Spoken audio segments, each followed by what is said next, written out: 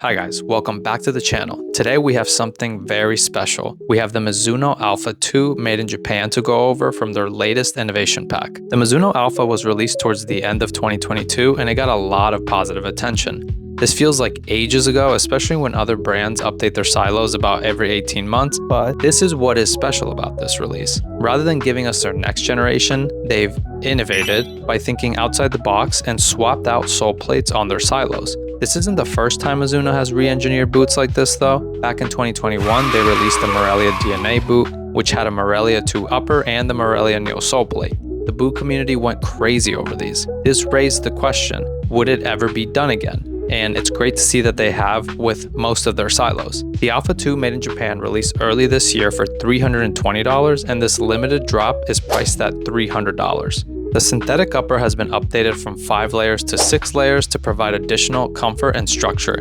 To the touch, these feel smoother, but still keep the thickness more or less of the first Alpha. The upper construction on these also offer a little more wiggle room from a width perspective. They're still a speed boot at the end of the day, so they're more narrow than the standard boot. A random note I usually don't comment on is that the laces are now thicker. This helped me tremendously when lacing up, especially because I do a runner's loop whenever I can. The laces from the first Alpha were very thin. Moving on to the sole plate, this is what makes this release special. Mizuno has swapped the Morelia Neo 4 sole plate to the Alpha upper and vice versa. I really like the Alpha sole plate as it's quite snappy.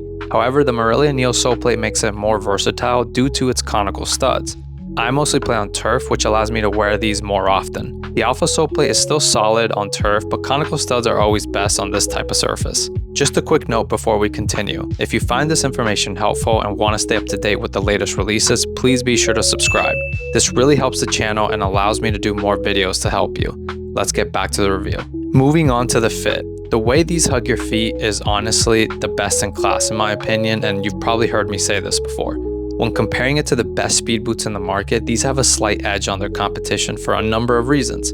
The shape on these is similar to last year, which for my foot type being more on the narrow side fit really nicely. Despite them being a little wider than the first Alpha, they still give you a really snug fit. What I also found as a plus was that the sole plate seems to be a hair more narrow than the Alpha sole plate. The liner, called Zeroglide, was extended to the entire boot versus just being on the heel. This texture helps with grip as it increases the friction between the boot and your feet to reduce slipping. I found the heel to be very pliable but snug at the same time. All of this with the combination of Zeroglide makes it the best fitting speed boot in the market. Judging by the initial fit and feel, I would say these would probably take about 6 to 8 sessions to break in. If you're looking at trying out a pair for yourself, I would recommend going half a size down. I normally wear a size 8 US and the ones on my feet now are a size 7.5 US. Now let's review the biggest win and loss of these boots. The biggest win is that Mizuno has made the boot community very happy. They are clearly listening to the consumer. Swapping plates between silos is a bit wild, but they saw the success the limited Morelia DNA had back in 2021 and chose to give us more. Despite them not being as fast as its competitors and making new product, they make their product so well that it doesn't seem to upset anyone. Instead, it makes you look forward to what's next from this brand. The biggest loss is that this pack didn't have the elite versions of each silo, which are not made in Japan. In recent years, Mizuno has been great about offering cheaper alternatives that still come close to the made in Japan quality at almost half the price. Unfortunately, we didn't get it with this launch. That's the Mizuno Alpha II Made in Japan from the Innovation Pack. I'll leave a few links in the description in case you're interested in buying these. If you have any questions or opinions about these, leave them down below and I'll answer them as they come. See you on the next one.